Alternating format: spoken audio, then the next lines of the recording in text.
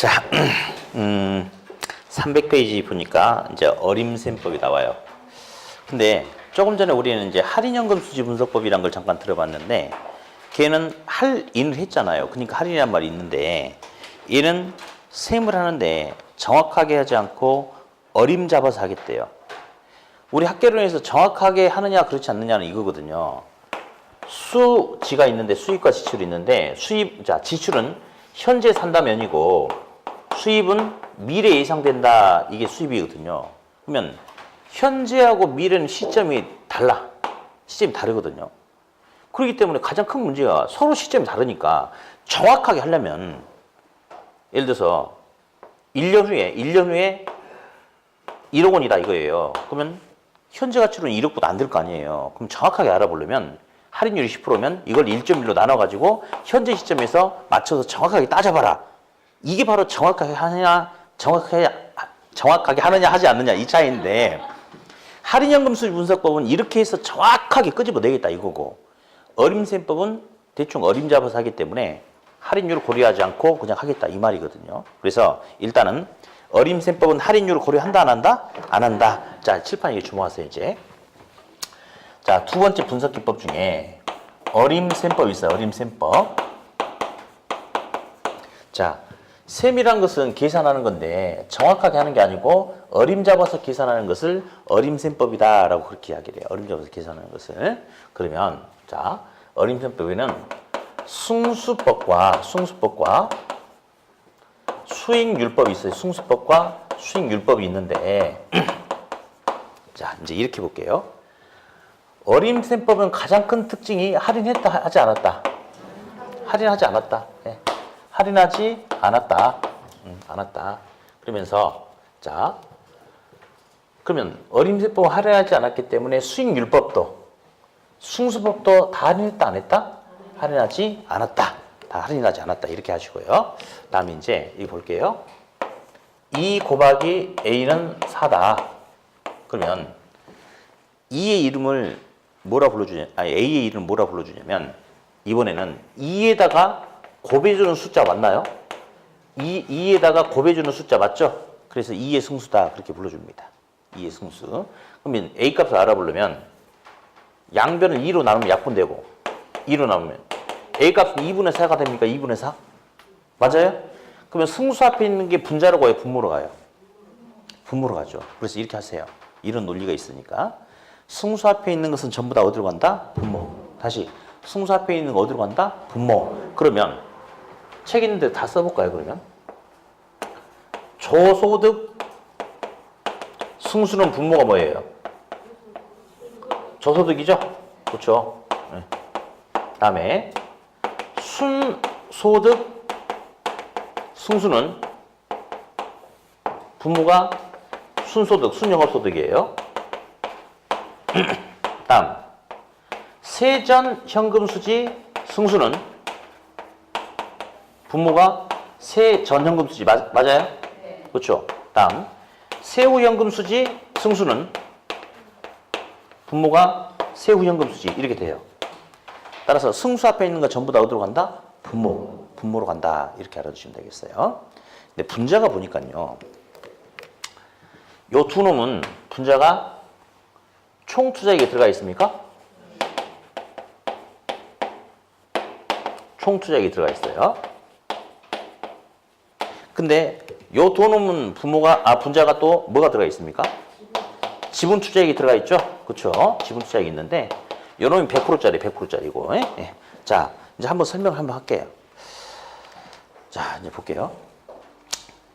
투자자가 10억짜리 부동산을 사는데 자기 집은 사업하고 은행에서 이자 주기로 하고 6억 빌려서 투자를 했대요. 그래서 10억을 산대. 그래서 이만큼의 총 수익을 발생시킬 수 있다고 가정합시다. 그러면 총 투자 금액이 얼마라고 그랬어요? 아까? 10억. 그러면 투자자 입장에서는 총 투자 금액이 다 자기 게 아니니까 총 수익도 100% 자기가 다 아니다. 그러면 총 수익 중에서 일정 부분은 이자로 빠져나가고 나머지만 자기 지분에 대해서 가져갈 수 있는 거 아니겠어요? 그렇죠? 그렇죠? 그러면 투자자 입장에서는 총 투자액에 대한 전체적인 분석보다는 두리뭉실한 분석보다는 뺄 거 다 빼고 지분에 대한 실질적인 분석이 더 중요하겠죠. 그렇죠? 그러면 이제 볼게요. 우리 아까 어떻게 했냐면 유효조소득에서 뭐 빼고 해가지고 순영업소득이 나왔네. 거기서 원리금 부채 서비스액 빼니까 세전현금수익이 되고 거기서 세금 빼니까 세후현금수익이 된단 말이에요. 그러면 계산 위에서 밑으로 가는데 부채 서비스액이 있냐 없냐에 따라서 타인의 자본을 이용하느냐 그렇지 않느냐를 알아볼 수 있는 거예요. 그러면 순영업소득까지는 부채 서비스액이 보여 안 보여? 안 보이죠. 그러니까 실질적인 지분에 대한 분석이 되겠어 안 되겠어? 자, 남의 돈을 쓸 건지 안 쓸 건지 안 나와 있단 말이에요. 그러면 실질적인 지분 투자액 이런 거에 대한 분석을 할 수가 없죠. 그래서 전체 총 투자액에 대한 분석을 하는 거예요. 그런데 세전 세후 현금 수지는 바로 위에 남의 돈을 쓰겠다 안 쓰겠다 나와 있습니까? 그러니까 실질적인 지분 투자액에 대한 분석이 가능하죠. 그래서 순영업소득 바로 여기서 원리금 부채 서비스액을 빼지 않습니까? 그러니까 이 윗단계까지는 남의 돈을 쓰겠다 안 쓰겠다 안 나와 있어. 그러니까 실질적인 지분에 대한 분석이 안 되는 거예요. 그래서 총 투자액 가지고 분석을 하는 거고. 그러나 요 두 놈은 바로 위에 남의 돈을 쓰겠다 안 쓰겠다 나와 있죠. 그러니까 실질적인 지분 투자액에 대한 분석을 할 수 있다라고 그렇게 하면 되겠어요. 그렇게. 자, 아무튼 이제 그래서 이제 공식들이 이렇게 만들어졌고, 다음. 이제 오늘은 이거 중심으로 가는 거예요. 그냥 계속. 근데 나중에 이제 문제풀이도 하면서 감정평가에서도 하면서 하면 은근히 여러분 좀 시험이 잘 나와요. 근데 지금 머릿속에 담아둘 필요가 없어요. 나중에 우리 그 감정평가시 수익환원법이 있어요. 기억 안 나겠죠? 2달 전이라. 그죠? 아무튼 그때 이제 환원이율이라는 게 있어. 뭐 그때 뭐가 하나 있거든. 그러니까 지금은 신경 쓰지 마시고 대신 우리가 자본해야 될 게 있어요. 뭐냐면 책에 여기 보니까 총자산 회전율이라는 게 있을 거예요. 그죠? 그죠? 종합자본 환원율 또는 그냥 환원이율이라고 돼. 지분 배당률, 세전 수익률, 세후 수익률 이런 게 있어요. 근데 아무튼 우리 시험에 100% 나온 게 있어요. 여러 가지 투자 분석 기법 중에 할인했냐 안 했냐 그거 물어보는 게 항상 나와요. 근데 끝에 승수 다 할인 안 했어요. 승수법, 어림셈법, 승수법 할인 안 했죠.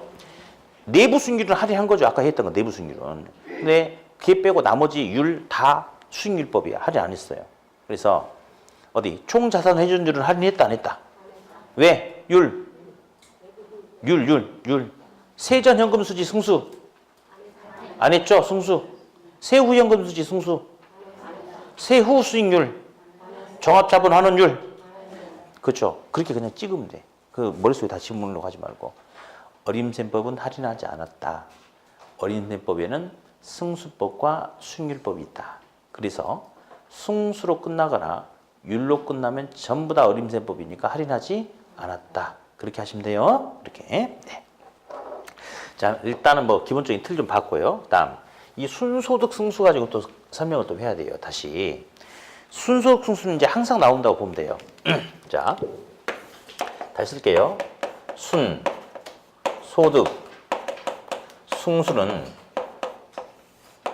자 순소득이 순영업소득이에요. 분모가 순영업소득, 분자가 총투자액이에요. 그럼 있잖아요.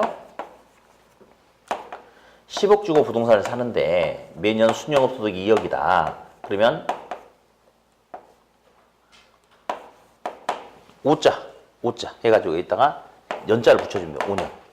그러니까 10억 주고 사서 매년 순영업소득 2억이라면 5년이면 투자 자본을 다 회수할 수 있다라고 그렇게 이야기한대요. 5년. 그럼 이게 이제 무슨 말이냐? 사실은 현재 10억을 주고 산다 이겁니다. 근데 앞으로 1년, 2년, 3년, 4년, 5년 이렇게 6년, 7년 지나간대. 근데 매년 이 부동산에서 2억씩 순영업소득이 계속 발생한대요. 부동산 처분할 때까지 계속 발생한대. 근데 그러니까 이 10억을 투자했는데 이 투자 자본을 회수하는데 몇 년 걸리냐 이건데요. 근데 이제 사실은 1년 후 2억은 지금 가치로 할인해서 계산하면 할인율이 10%면 나누기 1.1 치면 뭐가 나오는지 아세요? 치지 마. 욕 나와. 그래. 그게 나와. 그러니까 사실은 할인율을 적용하잖아요. 그러면 1년 후에 2억은 지금 2억보다 당연히 작습니다. 작아요. 2년 후에 2억은 더 작고, 한번 해보자. 자, 2억 나누기 1.1 한번 맞춰봐요. 그러면 그 일단 여기 나올 거고, 일단. 나누기 1.1 한번 해봐요. 그러면 1년 후에 2억은 할인율 10% 적용하면 1억 8천 얼마 이렇게 나왔죠? 우리 2년 후에 2억을 지금 가치로 할인하면 이 상태에서 어떻게 하면 돼? 나누기 1.1 한번 더 쳐보면 한 1억 6천 얼마밖에 안 돼. 한 번만 더 쳐봐. 나누기 1.1. 한 1억 5천 얼마밖에 안 되죠. 그러니까 있잖아요. 사실은 할인을 하고 계산하면 금액이 1년 후 2억은 한 1억 8천 얼마밖에 안 되고요. 3년 후에 2억은 한 1억 5천 얼마밖에 안 된단 말이에요. 근데 얘는 할인 안 하겠대. 그러면 그냥 단순하게 10억 주고 사서 매년 2억씩 벌면 단순하게 몇 년이면 5년이면 투자 자본을 다 회수할 수 있다 이겁니다. 그래서 이 순소득 승수는 할인율을 고려하지 않은 단순한 자본을 회수하는데 소요되는 자본회수 기간이다 라고 이야기해요. 그러면 자본회수 기간은 할인했다 안 했다? 할인하지 않았다. 그리고 몇 년이면 끝난다? 5년이면 끝난다. 뭐 이런 것도 문제가 된다고 이제 이런 건 참고로. 근데 이 자본회수 기간법은 오로지 투자 자본을 회수하는데 몇 년 걸리냐 그 생각만 하기 때문에. 근데 우리가 부동산을 사가지고 안 팔고 있으면 계속해서 수익이 발생하잖아요. 그렇죠? 근데 얘는 오로지 관심이 자본 회수하는 데만 관심이 있대. 그래서 자본 회수 기간 이후에 현금 흐름은 고려하지 않고 있는 그런 문제도 있긴 있습니다. 아무튼 그래요. 자, 그런데 이제 얘가 아니면 요 놈이 나와 이제. 어떤 놈이 있냐면 이번에는 현가 회수기간법이라는 게 있어요. 현가 회수기간법. 예. 현가 회수기간법. 현가 회수기간은 현가라는 말이 있으니까 할인했다 안 했다. 그럼 얘는 할인율이 적용이 된 거예요. 그리고 참고로 아까 그런 상황에서 그냥 자본 회수기간은 10억 주고 샀는데 매년 2억씩 벌면 5년이면 투자 자본을 회수할 수 있다고 그랬죠. 근데 현가 회수기간은 속된 말로 까고 모으는 거니까 시간이 더 걸리겠어, 덜 걸리겠어. 계산해보면 한 7점 몇 년 걸립니다. 그러니까 그냥 자본 회수기간 할인 안 하니까 기간이 길다 짧다? 짧다. 현가 회수기간 할인하니까 기간이 길다 짧다? 길다. 이렇게 여기까지 딱 준비하시면 돼요. 여기까지만. 네. 자, 일단은 우리 책 좀 볼게요. 책. 반가로 1번에 동그라미 1번 300페이지 하고 있어요. 개념의 동그라미 1번. 어림셈법은 할인율을 고려한 할인연금 수지 분석법과는 달리, 자, 밑줄. 할인율을 고려하지 않은 특징이 있다. 다음.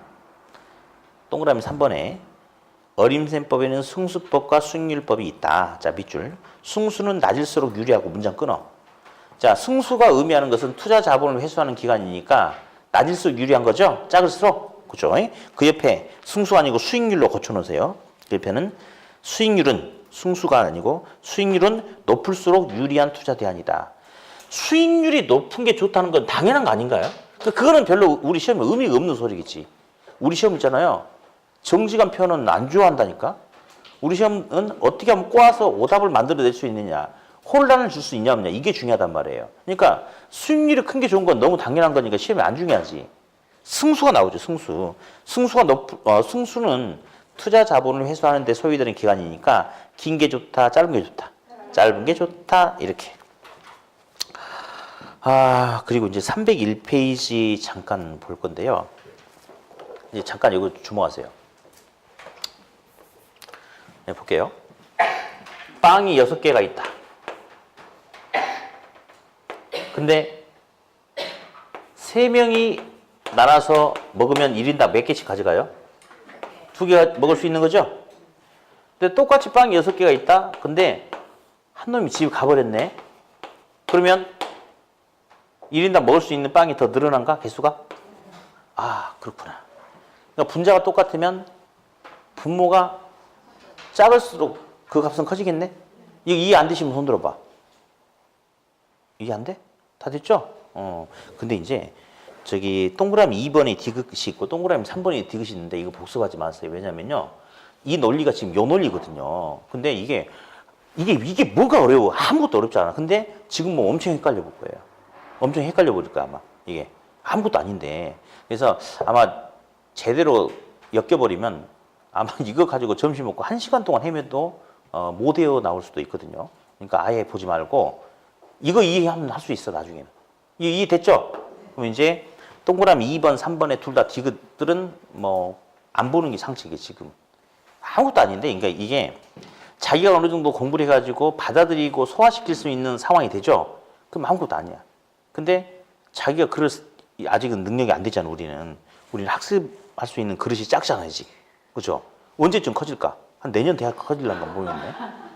그래서 이제 자기가 소화시킬 수 있는 상태가 되면 너무 쉬운 건데, 지금 보면 아무것도 아닌데다 시간을 너무 많이 뺏길 수 있으니까 둘 다 보지 말고 가만 놔둬버리세요. 아셨죠? 또 분자가 똑같으면 분모가 작을수록 그 값은 커지겠죠? 오케이. 넘기세요. 동그라미 4번. 동그라미 4번. 순소득 승수 자본의 수량이 있는데 항상 나옵니다. 이가 별표입니다.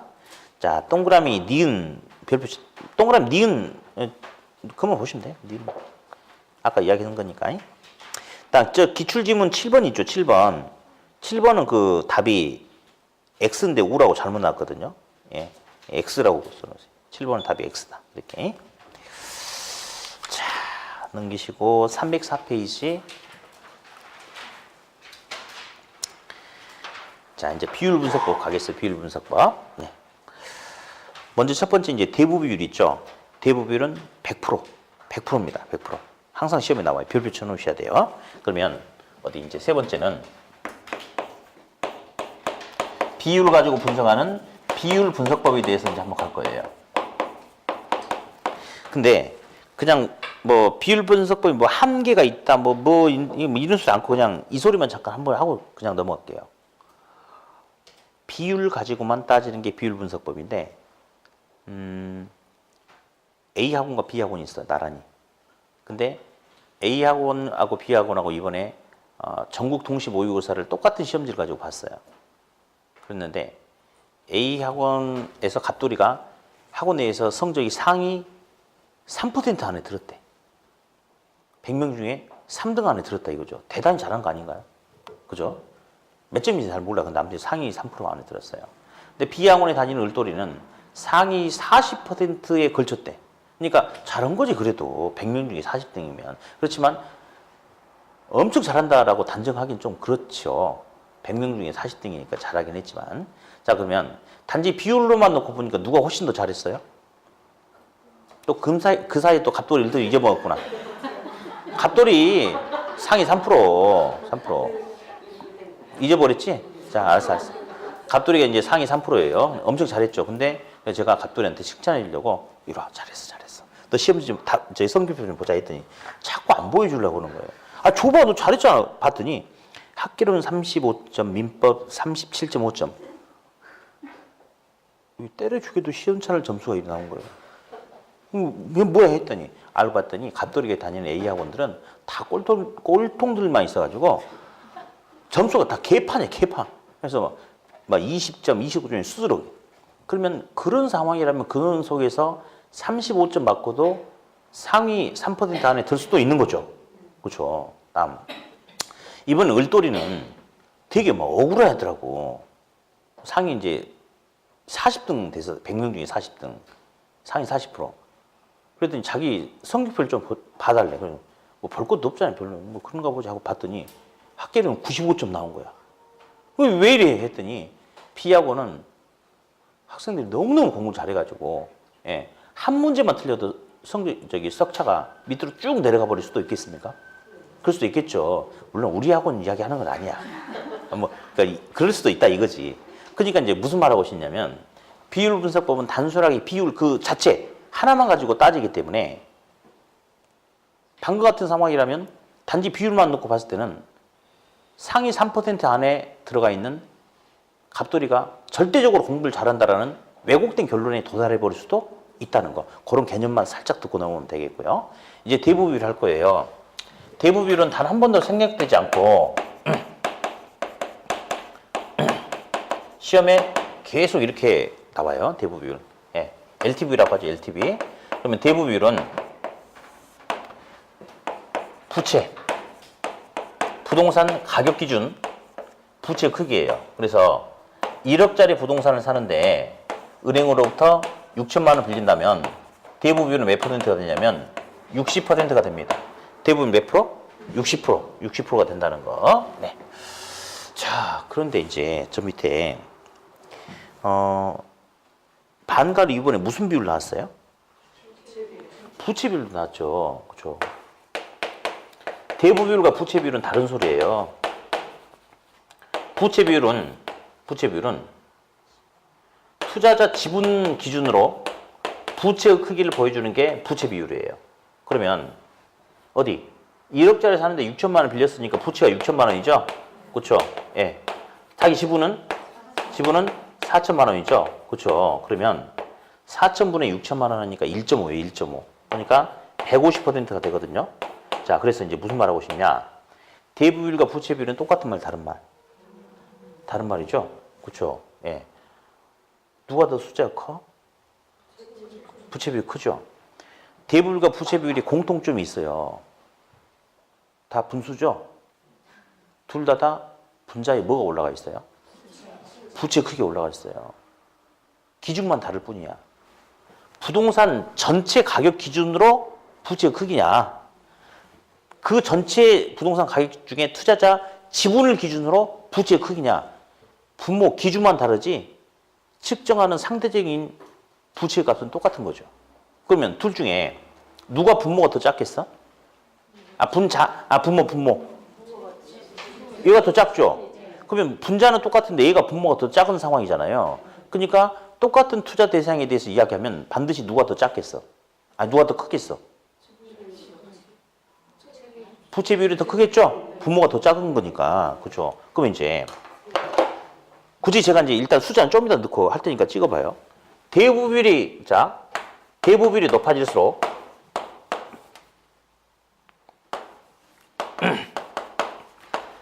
대부 비율이 높아지면 부채 비율도 높아진다. 맞아, 틀려? 맞죠? 볼래요? 대부 비율이 커진다는 것은 전체 가격 기준으로 부채 크기가 상대적으로 커진대. 그럼 부채가 크기가 커지면 결국 부채 비율도 커지는 거 아니겠어요? 해볼까요? 자, 8천 빌려볼게요. 1억짜리 맡겨놓고 8천 빌리자. 그러면 대부 비율이 80%죠. 그죠? 커졌어요. 8천 빌렸대. 그럼 자기 집은 얼마래? 2천. 2천분의 8천은 400? 400%입니까? 그죠? 그래서 대부 비율이 커지면 무엇도 커진다? 부채 비율도 커진다. 라고 그렇게 이야기를 해요. 다음. 대부 비율이 커지면 부동산 수요도 증가하겠어요? 감소하겠어요? 더 많은 돈 빌릴 수 있는 상황이니까 부동산 수요도 증가하게 된다. 다음. 세 번째.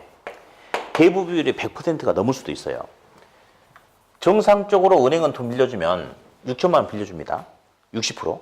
근데 차입자가 연체를 하다 보니까 은행이 열받아가지고 경매 신청할 수 있죠. 근데 낙찰이 바로 안 되고 막 유찰되더니 낙찰가가 5천만 원으로 이렇게 하락할 수도 있죠. 그렇죠? 그러면 120%가 될 수도 있단 말이에요. 이렇게. 그래서 대부 비율이 높아지면 있잖아요. 은행은 위험이 커지겠어, 작아지겠어? 커지죠. 그러면 대출 이자율도 높아진다, 낮아진다? 높아진다. 라고 이렇게 정리하시면 돼요. 네, 그래서 요 내용도 하나 나중에 기록을 하세요. 이렇게. 자, 조금 전에 이제 우리 부채 감당률 했어요. 그죠? 아까 양가로 2번에. 예, 0이면 1이다, 1이면 0이다, 시작. 0이면 1이다, 1이면 0이다. 했죠? 그죠? 예, 그래서 이제 이거 했고. 부채 감당률은 1보다 크냐 작냐에 따라서 판단하는 겁니다. 네. 다음. 채무 불이행률은요, 채무가 있는데 이를 이행하지 못할 확률이에요. 이행이 갚는다거든요. 빚이 있으면 빚을 갚아야 될 거 아니에요. 근데 빚을 못 갚을 가능성을 말해. 그러니까 큰 게 좋아요, 작은 게 좋아요? 작은 게 좋죠? 작은 게 좋죠. 네. 그래서 유효 저소득을 기준으로 영업 경비와 부채 서비스액을 감당할 능력이 있는지 없는지 그걸 측정하는 거다라고 알아두시면 돼요. 참고로 요거 정도만 정리를 하시면 돼요. 나머지는 보지 마세요. 지금은.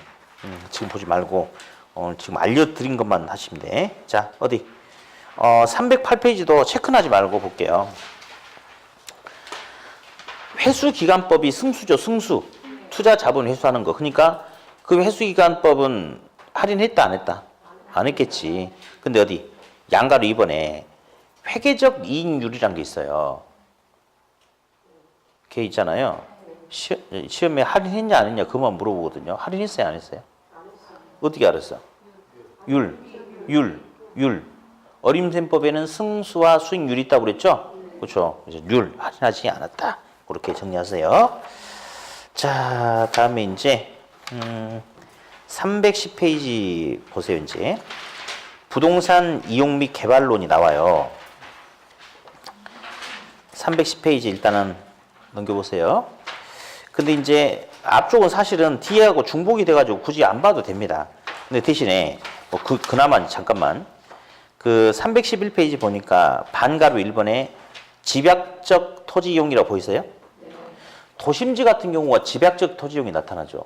도심지는 부증성이 있어. 부증성 토지는. 근데 인구가 자꾸 늘어나니까 토지 수요가 증가해.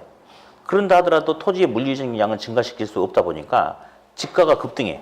그러다 보니 땅값이 너무 비싸니까 이 땅에다 고층 건물들을 빼곡하게 지어줘야지만이 집가를 감당할 수도 있고 많은 수요를 충족시킬 수 있죠. 그래서 우리 이런 모습을 모일집자에서 집약적 이용이라고 그래. 무슨 이용? 집약적 이용. 자 밑에 보니까 무슨 이용 나왔어요?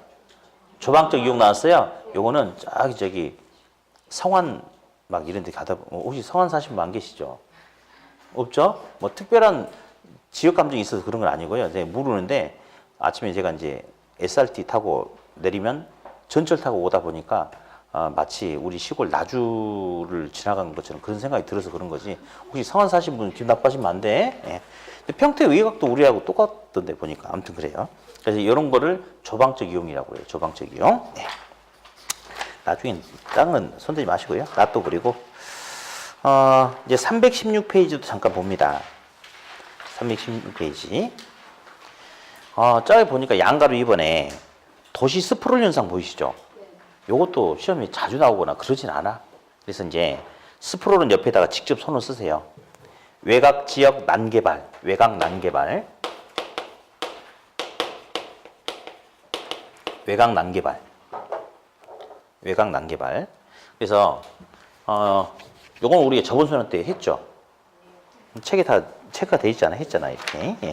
그래서 이제 스프롤은 용어 정도만. 자, 이렇게 도심지 외곽 지역으로 이렇게 개발이 확산이 되겠죠. 도심의 인구도 많고 그러다 보면 외곽 지역으로 개발이 확산이 되는데 제대로 계획적으로 개발하는 게 아니고 볼품없이 개발이 난개발이 이루어질 수 있겠죠. 그걸 갖다 스프롤이라고 이야기해. 스프롤. 그래서 도심지 외곽으로 나가면서 무질서, 무계획적, 불규칙적으로 확산되는 난개발 현상을 스프롤이다. 그렇게 한다는 거. 네. 그 정도만 보시고요. 다음에 이제 318페이지도 보면요. 직주분리, 직주접근이 나올 거예요. 보이시죠? 자, 요것도 이제 우리가 저번에 해봤어요. 이건 매번 할 건 아니에요, 이거는. 다음에 요약지 강의할 때 한 번 더 해드리겠는데, 직장과 주거지가 붙어 있으면 직주 접근이라 한대요. 직장과 주거지가 떨어지는 것을 직주 분리라고 이야기해요. 그래서 그나마 직장과 주거지가 분리되는 원인 정도 있죠. 표에 원인. 그 정도만 잠깐 보시면 돼요. 그래서 잠깐만 빨리 말로 할게요. 직장과 주거지가 가까이 붙어 있으면 사람들에게 교통비 절약이라든지 시간. 우리 사람들 있잖아요. 소득 수준이 높아질수록 더 소중하게, 더 아깝게 생각하는 게 시간이에요. 시간. 전에 소득 수준이 낮을 때는 뭐 할 일도 없는데 뭐 버스 타고 막 2시간도 걸려서 막 일하러 가고 출퇴근하고 그러는데 이제 사람들이 돈보다 이제 소수이 어느 정도 갖춰지니까 돈보다 아까워하는 걸 시간이라요, 시간. 그래가지고 지금은 그러니까 예를 들어서 도심지 사실 우리도 이런 생각도 할 수 있잖아요. 강남 안에도 오피스텔 많아요. 근데 거기서 전철로 한 30분만 나가도 인들 확 떨어지거든요. 엄청 떨어져. 근데 사람들이 그 30분이 아까운 거예요. 불편하고. 그러니까 예를 들어서 뭐 이제 강남 쪽에서 이렇게 안양 쪽 방향으로 이렇게 좀 예를 들어서 그쪽으로 좀 나온다. 예를 들어서 그럼 조금만 이렇게 번거롭게 좀 아무튼 해서 나오면 임대료가 예를 들어서 뭐 한 50만이 될 게 강남 한복판에서 거의 한 90만 원, 100만 원 돼버리잖아요. 근데 사람들이 이제 그 시간이 아까운 거지. 그러니까 예, 좀 더 편하고 그러면 시간 절약할 수 있으면 높은 돈도 지불하겠다 뭐 이런 식으로 되는 거거든요. 그래서 이제 직장과 주거지가 가까이 있으면 좋을 텐데 왜 분리가 되느냐. 시간 아깝게, 교통비 아깝게. 자, 도심의 집가가 너무 비싼 거야. 그래서 임대를 지불하는 능력이 안 되니까 나간다 이거지. 두 번째, 도심의 환경이 너무 나빠가지고 살기 힘들어. 그래서 나갈 수 있다. 다음 세 번째, 정부가 정책적으로 의도적으로 분산 정책을 쓸 수가 있어요. 야야야, 도심은 너무 과밀화돼 있으니까 이제 도심은 집중하면 안 돼. 예, 그래서 도심은 규제하는 거지. 그래서 의도적으로 외곽 지역이 개발되게끔 할 수도 있고요. 다음, 근데 문제는 우리 시험의 전제 조건은 우리 학계론에는 실업자가 없다가 전제 조건이야. 다 직장 다녀야 돼. 근데 직장은 전부 다 도심에 있다라는 전제 조건이 깔렸어요. 직장 어디 있다? 도심. 그러면 주거지가 외곽으로 나간다 하더라도 도심으로 직장으로 출퇴근해야 되겠죠. 그렇죠? 그래서 근데 교통이 발달한다는 것은 다양한 교통체계, 교통망이 발달해가지고 교통비 부담도 줄이고 그럴 수 있다 이 말이지. 그러면 주거지가 더 외곽으로 나갈 수도 있겠습니까? 그럴 수 있겠죠. 도심 지역에서 일부 지역이 오래돼가지고 철거, 재개발해야 된대요. 그러면 주거지가 외곽으로 나갈 수도 있겠죠? 그렇죠. 뭐 그 정도 개념만 보시면 되겠어요. 뭐 오늘은 진도 여기까지 나가고 오늘 이제 했던 것 좀 잠깐 쭉 정리해 봅시다.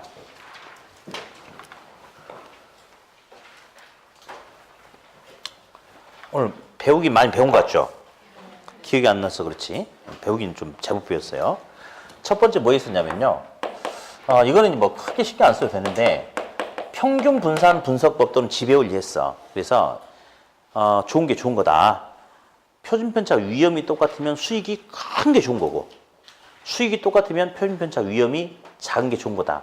그걸 가지고 평균과 분산, 표준편차 가지고 투자 결정을 하자 이거 배웠는데 그런데 요런 거 여기하고 여기는 고위험 고수익 저위험 저수익과 관계다. 그러면 딱히 누가 평균 분산 분석법에 의해서 누가 더 딱 좋다 안 좋다라고 찍어서 말할 수가 있다 없다?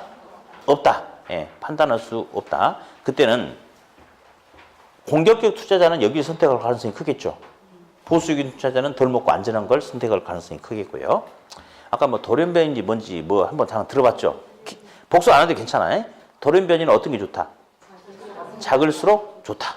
작을수록 좋다. 그래서 변이 계수가 낮을수록 유리하다. 뭐 이런 거 한번 살짝 들어봤고요. 다음 포트폴리오 이론 했어요. 위험의 종류, 체계적 위험도 있고 비체계적 위험도 있는데 전쟁, 천재지변, 금융위기, 정부 정책 변화 이런 것들은 무슨 위험? 개인이 어떻게 할 수 없는, 제거할 수 없는 체계적인 위험이고 뭐 비효율적인 경영에 의해서 나타나는 뭐 이렇게 영업 경비 변동이라든지 노사 관계가 안 좋다든지 이런 건 제거할 수 있죠? 그렇죠? 예. 다음. 자, 이제 아까 우리 네 가지 해봤어요. 네 가지. 예. 분산 투자를 다양하게 할수록 비체계적인 위험이 감소한다. OX. O. 체계적인 위험이 감소한다. OX. X. 모든 위험이 감소한다. OX. X. 총 위험이 감소한다. OX. O. 그래서 특히 분산 투자를 다양하게 할수록 체계적인 위험이 감소한다. X다. 모든 위험이 감소한다. X다. 이 두 놈을 조심하셔야 돼요. 아셨죠? 네, 두 놈을. 네. 다음. 상관계수였네. 상관계수. 투자 대안의 수익률의 변동 양상을 보여주는 게 상관계수인데 상관계수는 높을수록 낮을수록 어떤 변수가 생기면 너도 수익률이 커지고 나도 커지고 이런 관계 말고 서로 수익률의 변동이 달리 나타날수록 위험 감소 효과는 분산 효과는 더 커지는 거죠. 상관계수는 플러스 1과 마이너스 1 사이 존재해요. 상관계수가 플러스 1이라면 분산 투자 효과는 전혀 발생하지 않아요. 100% 수익률의 변동이 일치하니까. 근데 상관계수가 높더라도 아무튼 뭐만 아니라면 플러스 1만 아니라면 분산 투자 효과는 발생할 수도 있고요. 마이너스 1이라면 비체계적인 위험을 0까지 제거할 수 있다. 뭐 가장 이제 완벽한 상태의 포트폴리오가 될 수 있다. 이렇게 가는 거고. 다음. 효율적 프론티어. 자, 가장 좋은 점이라고 그랬죠? 항상 우리는 위험과 수익을 같이 놓고 이야기를 해야 돼요. 그러면 가장 좋은 점이란 것은 동일한 위험에서 얻을 수 있는 수익인데 어떤 수익? 최고체죠. 최고의 수익. 동일한 수익을 얻기 위해서 부담해야 되는 최고체제 어떤 위험? 최저 위험을 연결한 것을 효율적 전선, 효율적 프론티어라고 하더라. 다음. 거기에 투자자 무차별 곡선이 접하는 점이 교차점 접점? 접점이 최적의 포트폴리오더라. 그리고 효율적 전선이 우상향한다는 것은 더 많은 수익을 얻기 위해서는 더 많은 위험 부담이라. 위험과 수익은 비례 관계인데 수익과 비례하는 위험은 어떤 위험이라고 그랬죠? 비체계적이 아니고 체계적인 위험과 수익이 비례한다. 그렇게 하라고 그랬죠? 그렇죠? 네. 다음 세 번째 이제 화폐의 시간가치. 할인하면 나누기 1.1이죠. 2년 할인하면 나누기 1.1에 나누기 1.1 한 번 더 하면 돼요. 이자 붙이면 곱하기 1.1이죠. 3년이면 3번, 2번, 2년이면 2번. 아무 문제 없음. 예. 다음에 현가계수, 내가계수 기억나죠? 예. 일시불의 현재가치 알아보면 연금의 현재가치, 일시불의 미래가치, 연금의 미래가치. 빌리는 돈에 대해서 갚아나가야 될 원리금 계산하겠다. 이자율 고려했을 때 몇 년 후에 만들고자 하는 목표치를 달성하기 위해 적립해야 되는 금액 알아보는 것은 감채 근계수. 네. 그다음에 저당 상수는 현재가치, 미래가치. 감채 근계수는 일시불은 누구끼리 역수? 일시불끼리 역수. 그리고 아까 네 글자 현, 저, 내감. 현저가 뭐더라? 연금의 현가계수 역수는 저 당상수. 내감. 연금의 내가계수 역수는 내감. 감채 긴계수. 이렇게. 예. 다음. 자. 1억 곱하기 1억 곱하기 저당 상수는 없으면 어떻게 한다고요? 나누기 연금의 현가계수 한다고 그랬죠? 예, 그렇게. 예. 역수끼리 곱하면 얼마가 된다? 1. 그래서 연금의 현가계수 다시 연금의 현가계수하고 저당상수 곱하면 얼마가 된다? 1 이렇게 된다. 네. 다음. 잔금 비율하고 상환 비율 합치면 얼마예요? 그러니까 어떤 놈 한 놈 물어볼 때는 1 더하기 하면 안 돼. 1 빼기 뭐 해야 되는 거죠? 그렇죠. 조심하시고요. 잔금 비율은 연금의 무슨 계수를 이용해서? 연금의 현가계수를 이용해서 잔금 비율을 계산할 수 있다. 그런 놈을 보지 마. 책에 아까 다 밑줄 그어져 있으니까 그런 놈을 보지 마. 제발. 다음 주 학계론 수업 시간 준비물 선글라스 끼고 오세요. 왜냐면 이 학생들 눈빛을 안 봐야지 내가 편안하게 수업을 할 수 있는데 좋다. 다음 주는 다 선글라스 끼고 수업 들으세요. 그래야지 여러분도 편하잖아. 그러면 끼고 졸든 어쨌든 선생님 모를 거 아니에요. 나도 편해. 저 학생이 말귀를 알아듣는지 모르는지 안 봐도 되니까 다음 주 준비물 계산기는 안 갖고 되니까 선글라스 갖고. 다음 이제 투자율 3단계는 취득과 운영과 처분이라고 그랬어요. 예.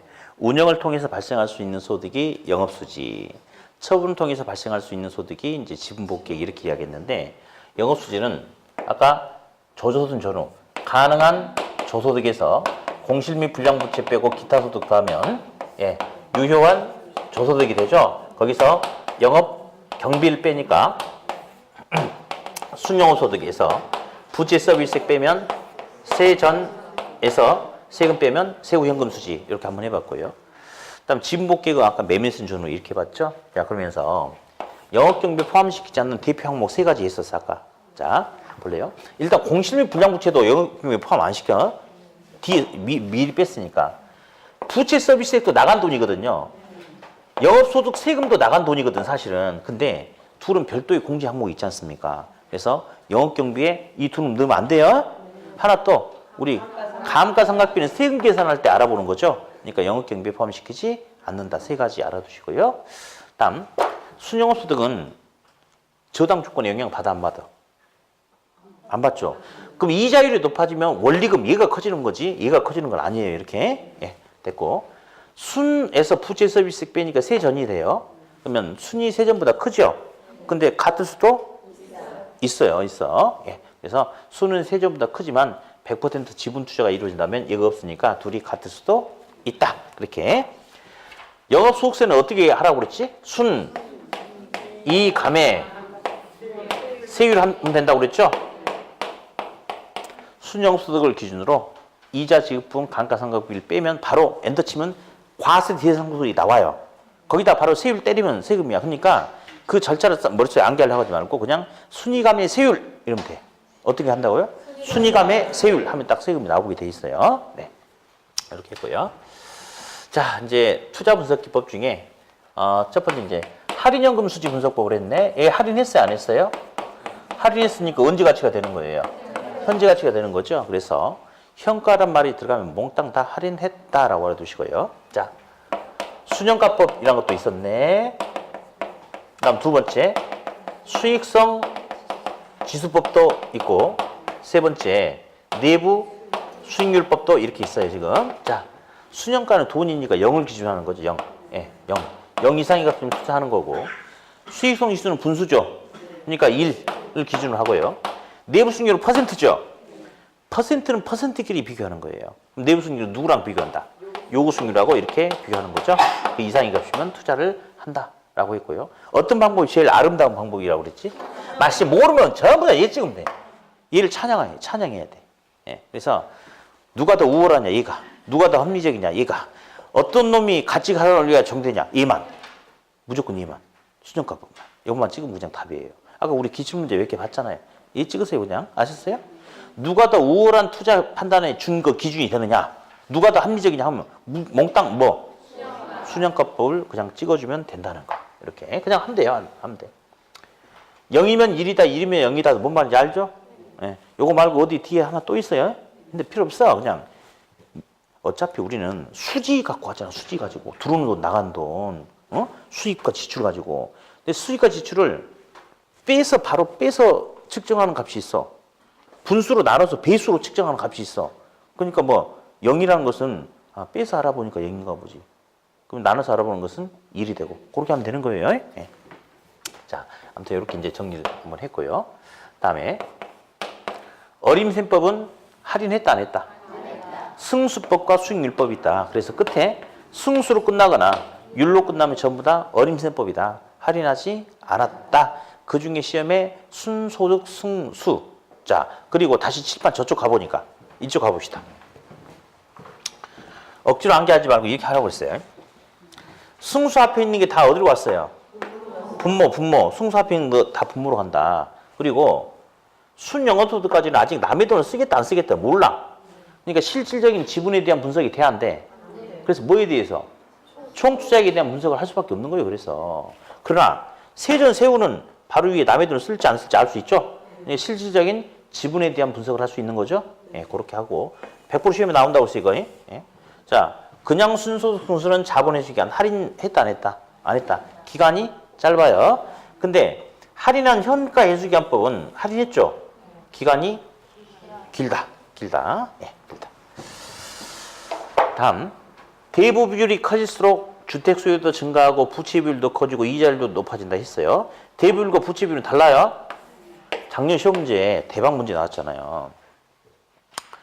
한 문제를 이제 헷갈리고 시간 뺏어 먹으려고 이제 냈는데 출제위원이 대부 비율과 부채 비율을 영어로 혼동해서 써버린 거예요.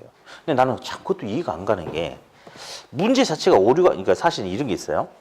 시험 출제를 어느 교수 한 사람한테 다 맡기는 건 아니에요.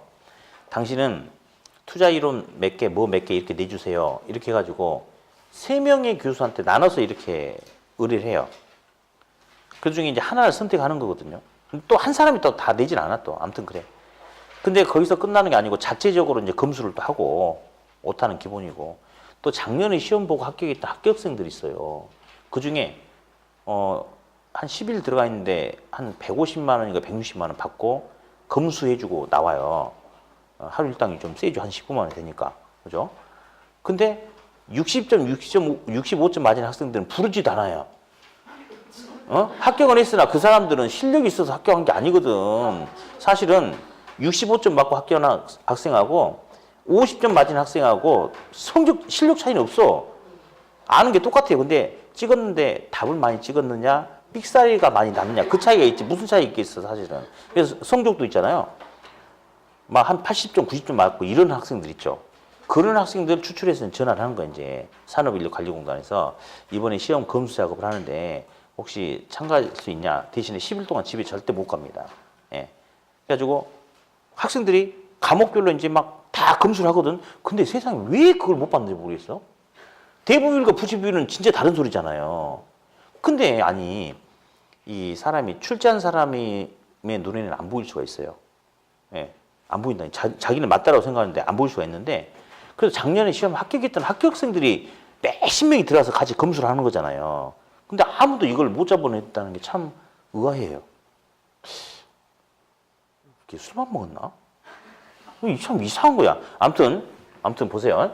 대부율과 부채비율은 분명히 똑같아. 달라요. 달라. 그래서 부동산 가격 기준 부채의 크기냐, 지분 기준 부채의 크기냐, 아무튼 다르다는 거 알아두시고.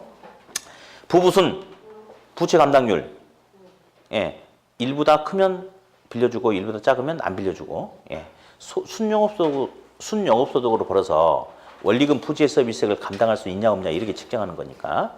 다음에 채무 불이행률은 채무가 있을 때 이를 이행하지 못할 확률을 갖다 채무 불이행률이다. 채무 불이행률은 큰 게 좋아요, 작은 게 좋아요? 작은 게.